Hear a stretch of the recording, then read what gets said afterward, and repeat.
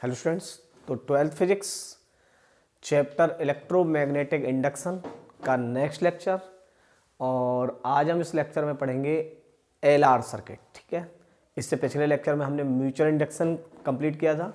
ठीक है, तो वहाँ तक सभी कंसेप्ट हमारे क्लियर हो चुके हैं। उसके बाद हमारे पास आया है new topic, that is LR circuit. ठीक है, तो एलआर सर्किट पढ़ेंगे कि इंडक्टेंस का मतलब क्या रोल होता है इंडक्शन कॉइल का सर्किट के अंदर, तो उसके साथ वो करंट का ग्रोथ होना और करंट का डिके होना। ठीक है, तो ये कंसेप्ट क्लियर करते हैं। इससे पहले आपने करंट इलेक्ट्रिसिटी जब चैप्टर पढ़ा होगा तो उसमें देखा होगा एक आरसी सर्किट। ठीक है, तो वहाँ पर आरसी सर्किट था, कैपेसिटर के साथ रेजिस्टेंस का रोल था। यहाँ पर इंडक्शन कॉइल के साथ रेजिस्टेंस का रोल होगा, और उसके बाद हम जब नेक्स्ट चैप्टर में जाएंगे तो एलसीआर कॉम्बिनेशन भी पढ़ेंगे। ठीक है, तो स्टार्ट करते हैं एलआर सर्किट। तो क्या है एलआर सर्किट? ठीक है, ये जो कंसेप्ट है मोस्टली अगर हम सोचेंगे तो कॉम्पिटेटिव के लिए ज़्यादा इंपॉर्टेंट होता है, एकेडमिक में इसका ज़्यादा इंपॉर्टेंस रोल नहीं है, तो हमने उसी को देखते हुए ये बनाया है। तो स्टार्ट करते हैं एलआर सर्किट। तो हमारा चैप्टर वही है electromagnetic induction.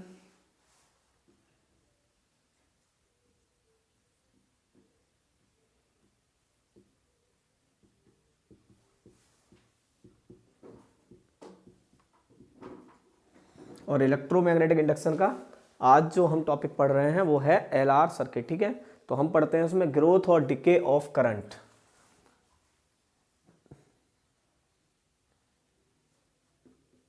Growth and decay of current,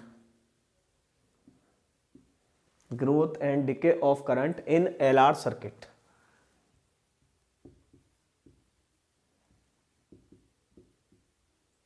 ठीक है, एल फॉर इंडक्शन कॉइल और आर फॉर रेजिस्टेंस। तो हम समझते हैं इसे, देखिए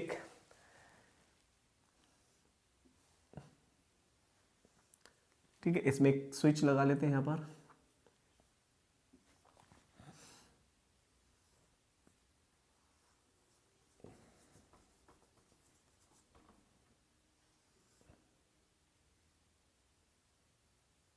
this is an induction coil and this is resistance,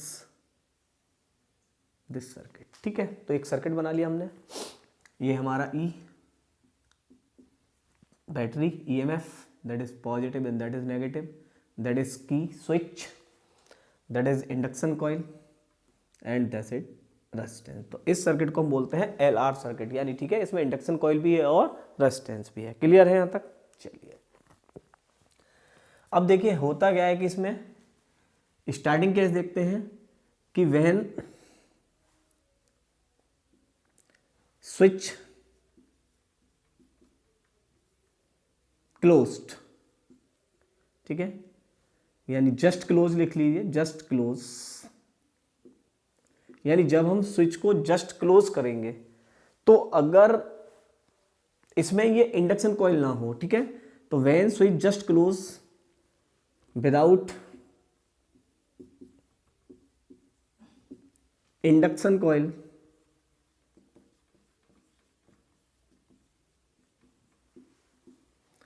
तो क्या होगा? Current will grow at A instant,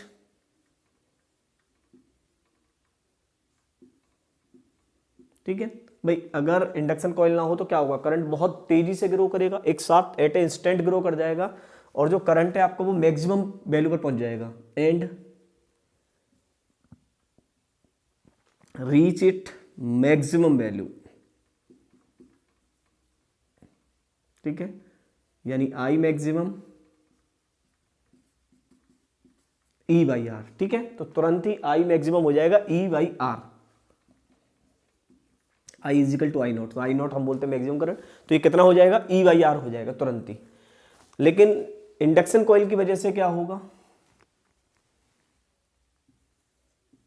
but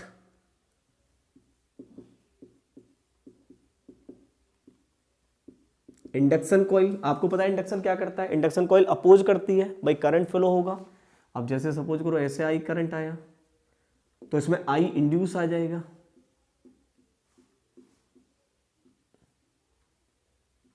ठीक है, आई इंड्यूस आएगा और उसकी देखो वो इस करंट का अपोज करेगा, तो इसे ग्रोथ नहीं होने देगा एक साथ तेजी से, तो बहुत स्लो आपको ये ग्रोथ होगा। ठीक है, तो बट इंडक्शन कॉइल क्या करती है, but induction coil will oppose the growth of current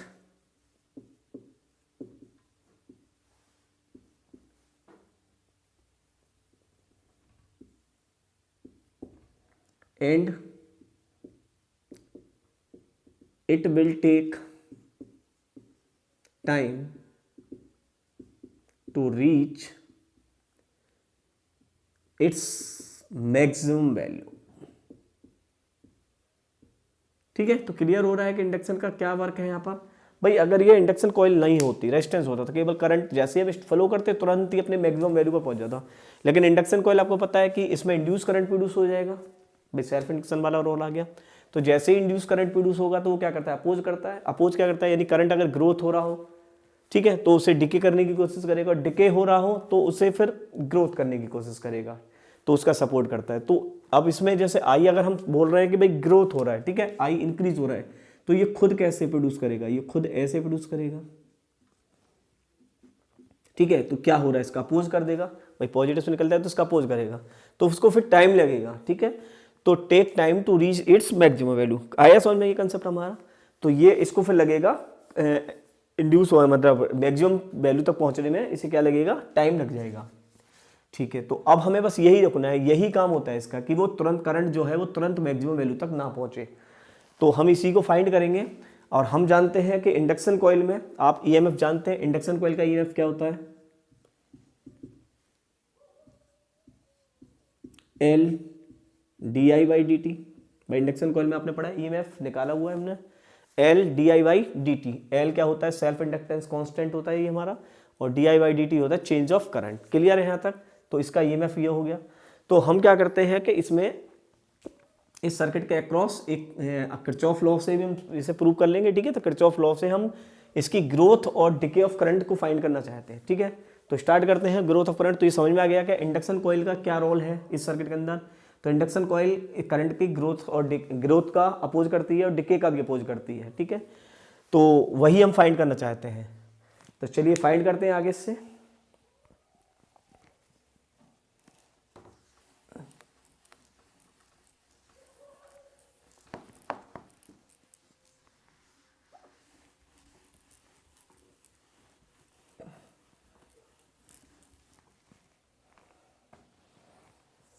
तो हम केवीएल लगा लेते हैं। ठीक है, केवीएल आप जानते हो, किरचॉफ वोल्टेज लॉ।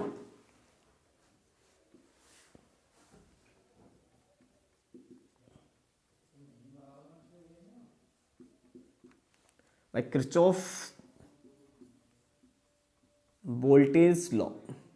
ठीक है, in a close loop net potential zero, पढ़ा है हमने। In a close loop net potential is zero. ठीक है, तो देखिए किरचॉफ वोल्टेज लॉ लगाना है हमें, तो कैसे लगाएंगे, कैसे भी सर्किट ले लीजिए।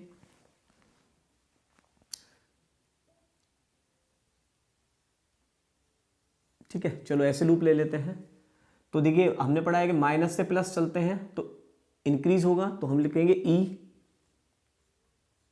ठीक है, भाई माइनस से प्लस जाएंगे तो आपको पता है पोटेंशियल इंक्रीज होता है, तो ई कहाँ आ गए, इंडक्शन में आ गए। इंडक्शन में देखिए क्या होगा, करंट के अक्रॉस चलेंगे, that is plus that is minus, तो इसका मतलब डिक्रीज होगा माइनस, और इसके अक्रॉस हमारा ईएमएफ क्या होता है, वो होता है अभी भी निकाला है हमने, L D I by D T, और इसके अक्रॉस ये भी प्लस माइनस, भाई ऐसे ही चलेंगे तो ये भी डिक्रीज होगा, तो ये हो गया minus I R is equal to क्या, जीरो। क्या यही केवीएल है, समझ में आ रहा होगा आपको, यही केवीएल है भाई। In a close loop the sum of all potential is zero, यही होता है ना।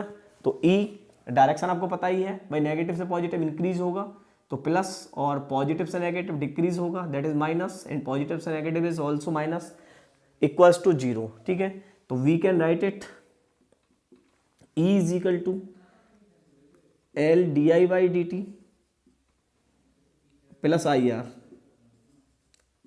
लिख सकते हैं हम इसे भाई, इसे दोनों टर्म्स को इधर ले जाएं तो ये हो गया हमारा E equals to L D I by D T plus I R is equal to 0। Clear है यहाँ तक? चलिए जी, अब क्या करना है इसमें, अब कह रहे हैं कि I is equal to I note,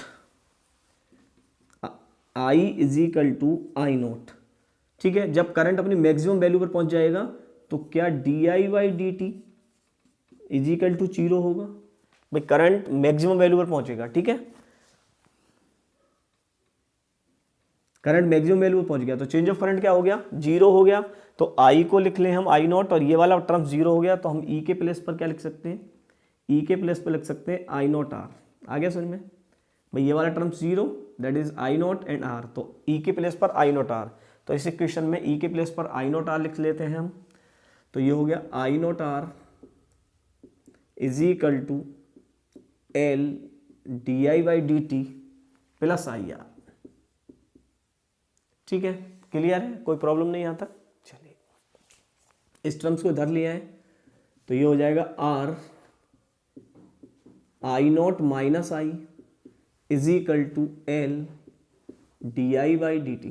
clear है? ये आ गया नेगेटिव, इधर आर कॉमन कर लिया तो I naught minus I equals to L D I by D T. ठीक है, इसको डी आई के नीचे आई को ले जाते हैं और डी टी के टर्म्स को इधर लेकर आते हैं तो ये हो जाएगा R upon L D T is equal to D I upon I naught minus I. Clear है भाई? This term here and this term is air.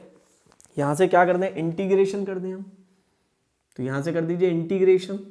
तो इसका डी टी का इंटीग्रेशन क्या होता है? टी होता है, तो आप लिखोगे R upon L T plus K is the integration constant. ठीक है, इज इक्वल टू इसका इंटीग्रेशन क्या होगा? Minus log E I naught minus I. आ रहा समझ में? इसका इंटीग्रेशन आपने इंटीग्रेशन करा होगा तो इंटीग्रेशन के टर्म्स देखेंगे तो लॉग में आ जाएगा log minus I naught minus E I. ठीक है, अच्छा ये क्या है? के इज द इंटीग्रेशन कॉन्स्टेंट। ठीक है, के क्या होता है? Integration constant. अच्छा, टी इज इक्वल टू 0 की बात करें हम, ठीक है, टी इज इक्वल टू 0 पर आई भी 0 होता है हमारा। टी इज इक्वल टू 0 पर भाई करंट सर्किट में होगा नहीं, टी इज इक्वल टू 0 पर ओपन सर्किट होगा तो आई 0 हो गया। तो टी इज इक्वल टू 0 पर आई 0, तो के की वैल्यू क्या आ जाएगी? के की वैल्यू आ जाएगी minus log I not. Clear भाई? के की वैल्यू क्या आ जाएगी? आई की जगह पर 0 रखेंगे, that is 0, that is minus log I not, that is 0, that is के। अब के की वैल्यू को यहां पुट कर लेते हैं हम, तो आर अपॉन एल, ठीक है, T minus log I naught is equal to minus log I naught minus I. Clear है यहाँ तक? ठीक है, ये टर्म्स क्लियर हुआ यहाँ तक? चलिए अब क्या करना है हमें, इस टर्म को हम इधर लेकर आए, ठीक है, इस टर्म को इधर ले जाए और उस टर्म्स को इधर लेकर जाएंगे तो इसको ये हम लिख सकते हैं log E I naught minus I minus log I naught is equal to R upon L T. लिख सकते हैं इसको यहां से लॉग। अब आपको पता है log M minus log N लिख सकते हैं ना, log M minus log M आपने पढ़ा होगा कि हम इसको लिख सकते हैं log M upon N. Log M upon N को क्या लिखते हैं? Log M minus log N. तो यहां भी लिख सकते हैं हम इसको, तो हम इसको लिख सकते हैं log I naught minus I upon I naught is equal to minus R upon L T. ठीक है, लॉग को हम यहां से रिमूव करें तो लॉग को रिमूव करने पर, ठीक है, तो ये हो जाएगा I naught minus I upon I naught is equal to E की power minus R upon L T. आ रहा है समझ में भाई? लॉग को जब हम रिमूव करते हैं तो एक्स्ट्रा पोटेंशियल वैल्यू आ जाती है, तो हम एक्स्ट्रा पोटेंशियल वैल्यू ले लेते हैं हम यहाँ से। तो ये हो गया, इसको हम ऐसे भी लिख सकते हैं 1 minus I upon I naught is equal to E minus R upon L T. Clear है? ठीक है, तो इसको हम इधर ले आते हैं और उसको उधर लेकर जाते हैं तो हम इसको लिख सकते हैं I upon I naught is equal to 1 minus E की power R upon L T. Clear है यहाँ तक? तो I is equal to I naught 1 minus E R upon L की power T, this is the current, ठीक है। ये होता है ग्रोथ ऑफ करंट, ठीक है। ग्रोथ ऑफ करंट में ये कंसेप्ट पढ़ना होता है, I equals to I naught 1 minus E की power minus R upon L T. Clear है यहां तक, ठीक है। ये हम क्या पढ़ रहे हैं, ग्रोथ, ठीक है। ग्रोथ के लिए हमने करंट निकाला, I is equal to I naught 1 minus E की power minus R upon L into T. Clear है यहां तक, चलिए जी। R upon L into T, ठीक है। ये इंटू में है टी, नीचे मत मानना, इंटू में है टी। चलिए अच्छा, अब देखिए यहां से जो आर अपॉन एल क्या है, आर अपॉन एल की जगह पर हम एक कांस्टेंट यूज कर सकते हैं, एल अपॉन आर, इसकी जगह पर हम लिख सकते हैं tau, that is time constant. तो इसका फॉर्मूला हो जाएगा I is equal to I naught 1 minus E minus T by tau, ठीक है। अब बहुत सी जगह बार बार पूछा जाता है कि भाई एल अपॉन आर इसकी यूनिट क्या होगी, तो मैंने बताया अभी टाइम कांस्टेंट है तो उसकी यूनिट सेकंड ही होती है, टाइम से टाइम कट जाएगा तो ये इसकी वैल्यू 1 हो जाएगी, तो ई की पावर -1। इससे हम एक टाइम कांस्टेंट में ग्रोथ ऑफ करंट फाइंड कर लेते हैं। क्लियर है यहाँ से। तो अगर हमसे पूछे कि 1 टाइम कांस्टेंट में कितना करंट ग्रोथ होगा तो उसको हम निकाल सकते हैं, 1 टाइम कांस्टेंट, ठीक है। 1 टाइम कांस्टेंट में तो इसकी जगह पर टाउ इसके 1 मतलब ये 1 हो जाएगा, तो हम लिख सकते हैं I is equal to I naught 1 minus 1 E की power -1, that is I is equal to I naught 1 minus 1 upon E. और इसको हम सोल्व करेंगे, ई है एक्स ऑफ पोटेंशियल वैल्यू है, ठीक है। एक्स ऑफ पोटेंशियल वैल्यू हम लिख लेते हैं और उसके बाद अगर इसको सोल्व करेंगे तो दैट इज आफ्टर सोल्विंग जो आई आएगा वो आएगा आपका 63.2 आई नॉट, ठीक है, यानी 63.2%, ठीक है। ई की वैल्यू रख लीजिए, इसे सोल्व कर लीजिए इस पार्ट को, और 1 माइनस 1 करके इसे सोल्व करेंगे तो दैट इज 63.2%, ठीक है। ये कैलकुलेशन मैंने आपको सोल्व करके डायरेक्टली बता दी है। तो हमने देखा कि एक टाइम कांस्टेंट में कितना करंट ग्रोथ होता है, तो एक टाइम कांस्टेंट में जो करंट ग्रोथ होता है वो होता है 63.2%। आ रहे समझ में। तो इसका ग्राफ भी हम शो कर सकते हैं यहाँ पे, that is time and that is I naught. तो एक टाइम कांस्टेंट में ये मान लीजिए इसकी पीक वैल्यू है, तो एक टाइम कांस्टेंट में जो करंट ग्रोथ होगा वो कुछ इस तरह से होगा, ठीक है। This is the time constant. तो ये एक टाइम कांस्टेंट में इसका हो गया ग्रोथ का ग्राफ। क्लियर हुआ ग्रोथ वाला कंसेप्ट हमारा। तो कितना होता है एक टाइम कांस्टेंट में, 63.2%। तो ये था हमारा ग्रोथ का कंसेप्ट, ठीक है। तो ग्रोथ का कैसे डेरिवेशंस करना है और न्यूमेरिकल्स कैसे करने हैं वो आप इजीली कर सकते हो। I is equal to I naught 1 minus E की power minus R upon L into T, ठीक है।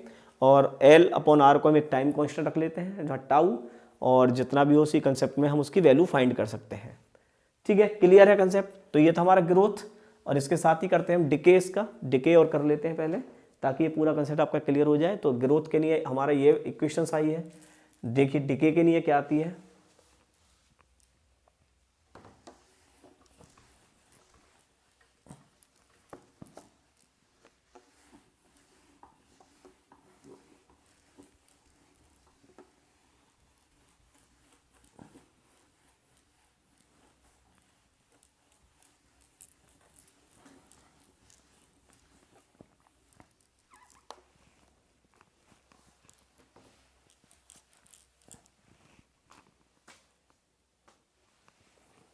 चलिए डीके के लिए करते हैं इसका डेरिवेशंस। तो डीके में हमें समझ में आ रहा है कि जब ये चार्ज हो जाएगा when the current reach to maximum value, तो हमें बैटरी को हम यहाँ से रिमूव कर लेंगे। भाई बैटरी की कोई नीड नहीं है, तो बैटरी को रिमूव करने पर ये वाला पोटेंशियल आपको पता है कि अब 0 हो जाएगा। तो अब हमारे पास केवल 2 ही बचेंगे, ये वाले दोनों। तो इन दोनों का यूज करके हम निकालेंगे डिके ऑफ करंट, ठीक है। भाई कितने एक टाइम कॉन्स्टेंट में कितना करंट फिर डिके होता है। एक टाइम कांस्टेंट में करंट कितना ग्रोथ हुआ है, 63.2%। आया समझे, 63.2% ग्रोथ हो जाता है। तो एक टाइम कांस्टेंट में कितना डिके होगा, तो हम उसे भी फाइंड कर लेते हैं। तो उसके लिए पहले डेरिवेशन निकालते हैं, फॉर्मूला देखते हैं हम क्या बनता है हमारा। जैसे यहाँ बना था I is equal to I naught 1 minus E की power minus R upon L T, और आर एल अपॉन आर को क्या मान लेते थे, टाइम कांस्टेंट। ठीक है, तो यहाँ पर देखते हैं हम क्या होता है डिके में। तो डिके में देखते हैं दैट इज, कैसे भी चल लीजिए, ऐसे चल लीजिए चाहे ऐसे चल लीजिए इसको, तो हम लिख सकते हैं सीधा सीधा आई R plus L D I by D T, और इस बार वहीं से वही इक्वेशन उठा लिया हमने, इजिकल टू जीरो, यहाँ ई था पहले तो इस इक्वेशन को हमने ले लिया, I R plus L D I by D T is equal to zero. Clear है, तो आई आर इजिकल टू हम क्या लिख सकते हैं यहाँ पर, आई आर इजिकल टू लिख सकते हैं minus L D I by D T, लिख सकते हैं I R is equal to minus L D I by D T. Clear हुआ। अच्छा, अब क्या करना है हमें, अब देखिए डी आई के नीचे आई को ले जाते हैं, इसको इस कांस्टेंट को इधर लेकर आते हैं, तो ये हो गया आपका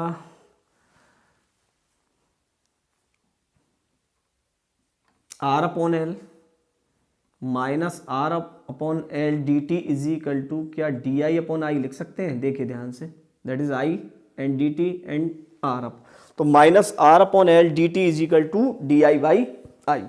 यहां से क्या करना पड़ेगा हमें, इंटीग्रेशन करना पड़ेगा, तो इंटीग्रेशन करेंगे, इंटीग्रेशन में कैसे करना है, तो इसका इंटीग्रेशन क्या होगा, minus R upon L D T plus K is the integration constant, and इसका हो जाएगा लॉग आई। क्लियर है, इसका क्या हो गया, लॉग आई। क्लियर है यहां तक। चलिए जी, अब देखते हैं हम t is equal to zero, तो when t is equal to zero, तो आपको पता है i जो होगा वो कितना होगा, आई नॉट होगा, क्योंकि वो मैक्सिमम वैल्यू पर था।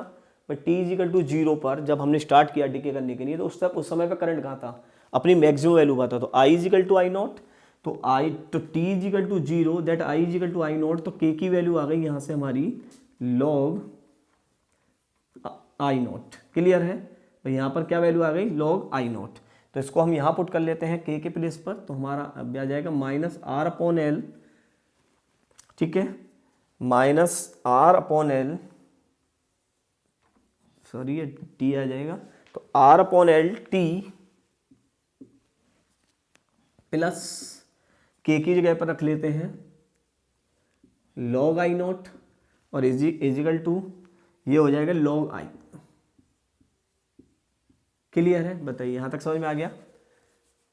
ठीक है, चलिए इस टर्म को हम इधर ले जाते हैं, तो हम इसको लिख सकते हैं log I minus log I naught is equal to minus R upon L T, log M N के टर्म्स में लिख लेते हैं हम इसे, that is I upon I naught, ठीक है, I upon I naught is equal to minus R upon L T. Log को रिमूव करते हैं यहाँ से, तो हम लिख सकते हैं I naught is equal to E की power minus R upon L into T. ठीक है,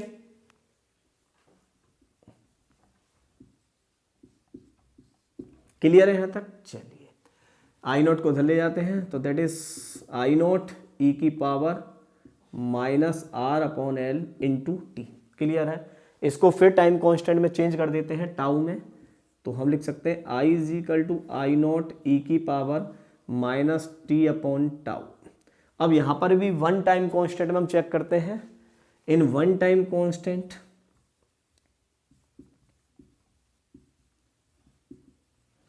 तो I is equal to I naught E की पावर माइनस वन, तो I is equal to I naught upon E, और यहाँ पर अगर हम इस वैल्यू को चेक ई की वैल्यू को रखेंगे और फिर इसे सोल्व करेंगे, तो अब आंसर कितना आएगा, अब आएगा हमारा सोल्व होने के बाद that is I is equal to 36.8%। ठीक है, यानी आई नॉट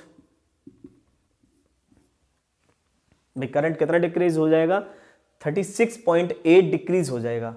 तो वन टाइम कांस्टेंट में कितना करंट डिके होता है, 36.8, और ग्रोथ कितना होता है 36.8% करंट डिके होता है वन टाइम कांस्टेंट में, और ग्रोथ होता है हमारा 63.2% देगा। ठीक है, इसके लिए अभी हम ग्राफ शो कर सकते हैं, तो देखिए इसके लिए भी ग्राफ शो कर लीजिए आप, इसका ग्राफ बना सकते हैं हम यहाँ से, that is I naught and that is T time constant. अब डिके होना है,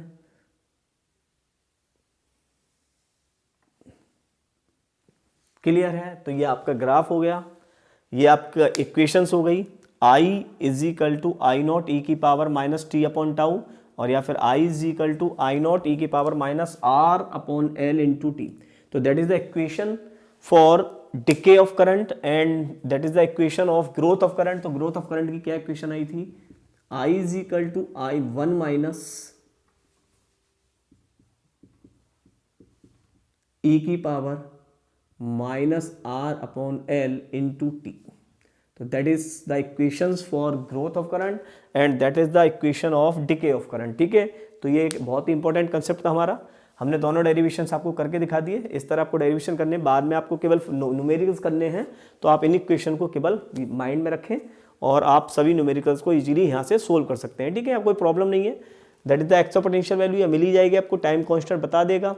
आई नॉट आपको फाइंड करना है तो तुरंत आप क्वेश्चन कर सकते हैं कि कितने टाइम कॉन्स्टेंट में आपको वैल्यू निकालनी है।